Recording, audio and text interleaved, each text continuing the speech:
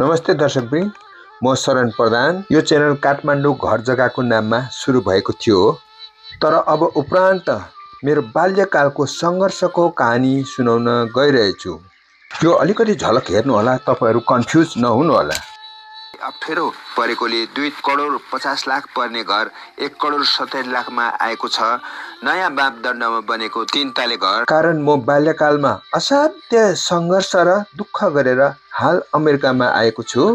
गरिबी जीवन, देहातको ठाउँबाट कसरी आज अमेरिका पुगे भनेर म आफ्नै मेरो सङ्घर्षको कहानी तपाईहरुलाई सुनाउन चाहन्छु। त्यो अवस्था अथवा त्यो ठाउँबाट आज कसरी अमेरिका पुगे, मेरो जीवनको तितो मिठो अनुभव शेयर गर्नको लागि मेरो बाल्यकालको सङ्घर्षदेखि नै सुरु गर्दैछु। यो सबै वृत्तान्त समयको मूल्य एपिसोडमा पाउनुहुनेछ। यो च्यानलमा हरेक हप्ताको शनिबार बिहान 8 बजेदेखि 9 बजी भित्र नयाँ एपिसोड पाउनुहुनेछ। हेर्न नभुल्नुहोला। साथीहरू, तपाईहरूले यो च्यानललाई माया दिनुभएको छ। समयको मूल्य तपाईँ र मेरो च्यानल हो। तपाईहरूको साथ र मेरो कोसिस।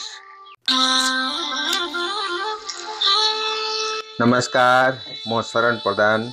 समयको मूल्य श्रृङ्खलाको चौथो भागमा स्वागत छ। सधैँझै शनिबार बिहानको 8 बजे आउने श्रृङ्खला मेरो बाल्यकालको वास्तविक सङ्घर्षको यात्रा हो। 12 वर्षको उमेरदेखि मैले जीवनमा अनेक कठिनाइहरूसँग जुझ्दै आशाको उज्यालो बोकेर अगाडि बढेको कथा हो यो। यो केवल कथा होइन, यो मेरो जीवनको पाठ हो, जसले मलाई समयको महत्त्व सिकायो र सङ्घर्षको मूल्य बुझायो। कृपया यो एपिसोड हेरेर मजा लिनुहोला। यदि मन पर्यो भने लाइक गर्नुहोला र च्यानललाई सब्स्क्राइब गरेर छेउमा भएको बेलमा पनि क्लिक गर्नुहोला। यदि तपाईलाई केही सुझाव दिन मन लागेमा कमेन्ट गर्नुहोला। तपाईको साथ र सल्लाहले नै यो यात्रालाई अझ सशक्त बनाउँछ।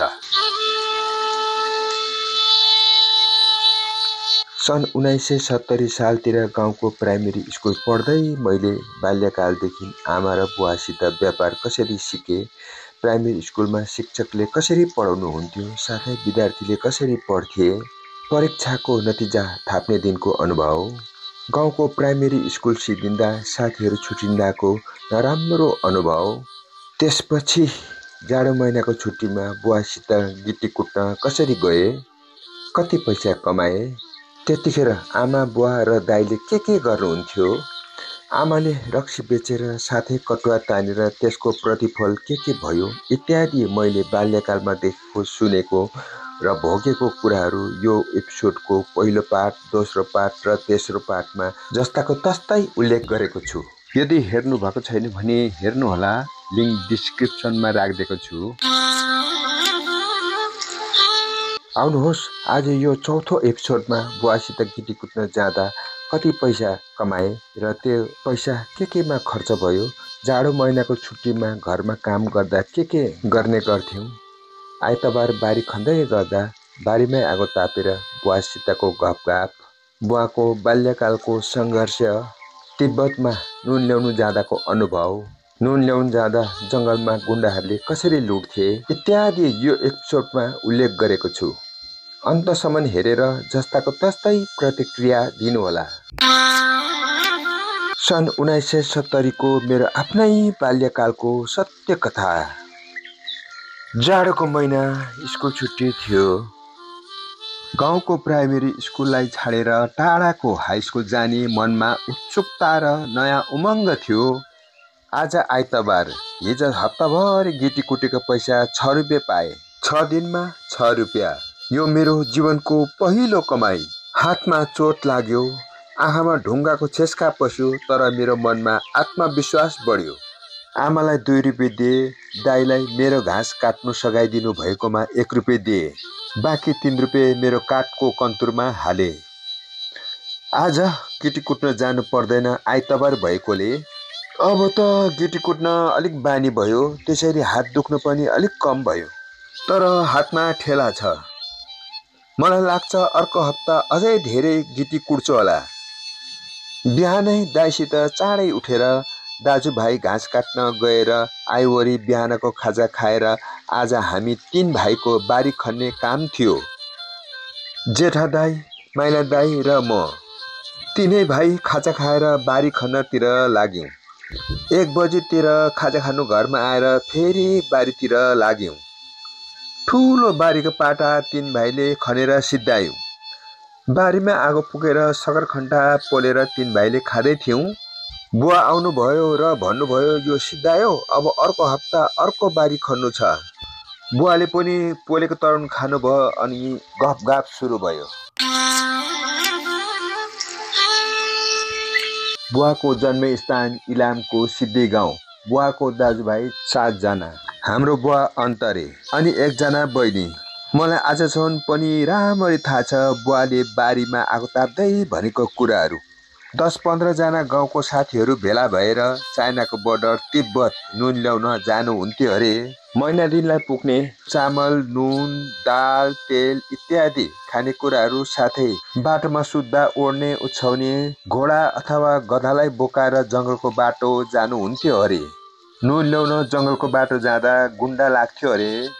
कता कता टाढा जङ्गलबाट आवाज आउँथ्यो अरे, नुन ल्याउनु जाँदै गरेको हो कि फर्केको हो, हामी पनि जान्छौँ है भनेर।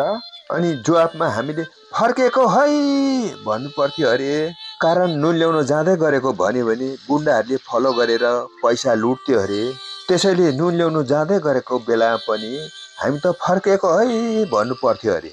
हामी त फर्केको है भन्यो भने चाहिँ यिनीहरूसँग पैसा छैन भनेर तिनीहरू गुन्डा फलो गर्नु आउँदैन थियो अरे।